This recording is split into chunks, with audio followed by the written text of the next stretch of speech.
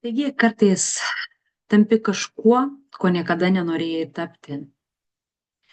Tik tais dėl to, kad būtum priimtas ir neatstumtas. Dažnai būtent mūsų ta dalis susiformuoja, kada mes nutylim, kada skaudėjo. Šypsomės, kada norisi verkti, užsidedam įvairiausias kaukes, stengiamės būti tos geriausios, kad mus priimtų. Stengiamės būti tomis patogiomis, taip pat, kad mūsų neatstumtų. Ir tos mūsų užsidėtos tokios kaukės, tarsi išgyvenimo strategijos, jos būtent ir pritraukdavo tos pagirimus, ar ne, kad oi, kokia tu šaunuolė. Ir tai būtent gimsta įvairūs mūsų asmenybių veidai, kurie gimsta per mūsų vidinį skausmą, per prisitaikymą, per buvimą tuo, ko neatstums. Būti tuo, kuris yra patogesnis kitiems, pamirštant save. Tai pirmiausia, būtent iš tokių strategijų gimsta mūsų tobuloji asmenybė, kuriai vis negana, kaip yra, vis noriu geriau ir santykiuose pasireiškia tai, kad mes santykiuose taip pat ieškome tobulumo. Dar negerai sutvarkytas butas, aš galiu geriausiai, tu nesugebi, tai aš viską galiu, tai mano čia, kai sakoma, yra sritis, aš šitoj srity geriausia. Ir jinai iš tikrųjų stengiasi visą tai padaryti geriausiai, šauniausiai ir labai dažnai kitus išmeta iš žaidimo. Taip pat gimsta tokia asmenybė kaip gelbėtoja. Kartu dažnai būna su tavo tobula asmenybė, kuri yra geresnė, šaunesnė, nuostabesnė, labai dažnai gimsta ir ta gelbėtoja. Gelbėtoja, tai jinai rūpinasi visais. Jinai rūpinasi visais, bet tik ne savimi. Nes jeigu rūpinsiuos savimi, tai kaltė atsiranda, pyktis atsiranda ant savęs, nepasitenkinimas ir dar daug jausenų pakyla, kada rūpinėsi savimi, nes tai atrodo neteisinga. Ir gelbėtojos gyvenimas yra toks, kad jinai stengiasi viską padaryti už kitus, nes jinai, jeigu dar maišyta su tobuląja, tai jinai galvoja, kad jinai yra geresnė. Šitoje srityje jinai gali geriau ir taip, kaip jinai padaryti, negali niekas kitas. Todėl jinai bėga, daro namų darbus už vaikus, ar ne, visą buitį velka viena, šluoja, plauna, verda valgyti, jinai visus gelbėja nuo darbo. Jinai gelbėja visus nuo atsakomybės, jinai rūpinasi 100% visais šeimos nariais. Ir jinai turi daug gyvenime tų tokių problemų santykiuose, nes jos per didelis tas gelbėjimosi energija užgožia kitus ir dažnai taip pat išstumia tiesiog iš santykių arba sugadina jų savivertę, pasitikėjimą savimi ir tai taip pat veda į įvairias problemas.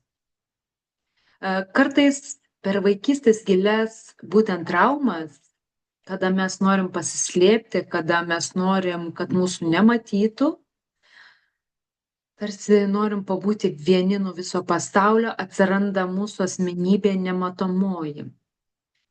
Tai tokia moters asmenybė, kuris stengiasi tiesiog prisitaikyti ir nesikiša. Jeigu aš būsiu tokia kaip visi, tai mane priims ir manęs neatstums. Tai reiškia, kad tokiai asmenybei labai svarbi yra kitų nuomonė. ir jinai gyvena tiesiog pagal kitų gyvenimus, pagal kitų nuomonę, kad jinai būtų neatstumta, bet ir kartu nematoma, nes jinai kaip asmenybė savęs jinai neegzistuoja, ar ne? Jinai pasislėpusi už to, kaip būti patogia ir neįsiskiriančia. Ir yra tokia stiprioji, kovingoji mūsų pusė asmenybės, kuri taip pat galbūt irgi su tobuląja arba gelbėtoja taip pat gali, kai sakant, asocijuotis. Jos gali viena kitą papildyti, viena stipresnė, kita silpnesnė, kurio nors momentų būna. Tai stiprioji, kuri už viską yra atsakinga, karinga, stipri, veikli ir jinai nemokanti dirbti komandoje, ji nemokanti prašyti pagalbos. Tai reiškia, kad jinai greitai viską geriau padarys pati, negu paprašys pagalbos. Jinai nemato tikslo prašyti pagalbos, nes aš pati galiu greičiau ir geriau. Tai būtent ta stiprioji kartais papildo ir dažnai papildo gelbėtoją ir tobuląją. Taip pat yra priklausomoji mūsų asmenybė su priklausomybė nuo kitų, kada mes bandom savo vidaus tuštumą užpildyti iš išorės veiksmų, žmonių, iš visų kitų, pačios savęs neužkraudamas. Tai mes save, tos moteris, kurios, kai sakoma, kuriams trūksta dėmesio, kuriams trūksta rūpesčio, viso to reikalauja iš aplinkos. Iš vyro, iš draugių, iš tėvų, iš vaikų netgi reikalauja to viso dėmesio, bet jinai nemoka save užpildyti iš vidaus visų šituo gėriu, ko jai reikia. Ir visos šitos asmenybės tai tarsi kaukės slepiančios, kas mes esame iš tikrųjų. Tai tarsi išgyvenimo tos būtent strategijos, kurios lemia, kad aš, jeigu būsiu va tokia, aš būsiu saugi, kad aš būsiu priimta, kad aš būsiu mylima ir būsiu neatstumta. Bet dažnai mūsų tos kaukės sukelia aplinkoje didelį chaosą ir atveda į santykius labai daug nesusikalbėjimo, labai daug nesusipratimų.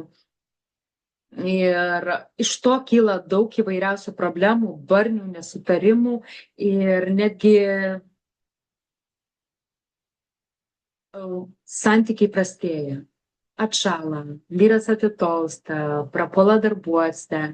Ir būtent tai, kad mūsų būtent asmenybės gyveno su įvairiomis kaukėmis, kurių taip inertingai įsikandę ir su jomis jaučiamės saugiai. Nusimetus šitas visas kaukės, po truputėlį, žingsnis po žingsnio, galima atpažinti save tokią, kokia aš esu tikroji. Tai galima susipažinti su savo silpnąja puse, su savo stipriaja puse ir iš to gauti naudą, kada tave pažįsta, kada priimi save visokią, kada priimi save tokią, kokia tu esi viduje, o ne tokia su kauke, tada gali savo silpnasias savybės paversti stipriosiom. Savo stiprias dar labiau pritaikyti, kad santykiuose galėtum būti savimi, neužgaužiant kitų, neįskaudinant kitų, ir kad per savo būtent stipriasias ir silpnasias savybės galėtum sukurti giluminį ryšį, pripildant save iš vidaus šilumą, dėmesio, rūpesčių, kad to nereikėtų reikalauti būtent iš išorės. Kad išorėje liktų tik tais šiltas bendravimas, ryšio kūrimas, santykių stiprinimas ir tos buities paįvairinimas. visi tie žingsniai, kaip pasirūpinti, pirmiausia, pasirūpinus savimi, pasirūpinti kitai. Ir atskleisti save iš tos pusės, kada netgi patys artimiausi žmonės sakys, wow, va dabar tai tu faina, nes tu esi savimi, o ne po kažkokiamis kaukėmis. Kada tu gali išsiskirti ir jaustis puikiai, bet visuomenė ir šeima vis tiek tave priims.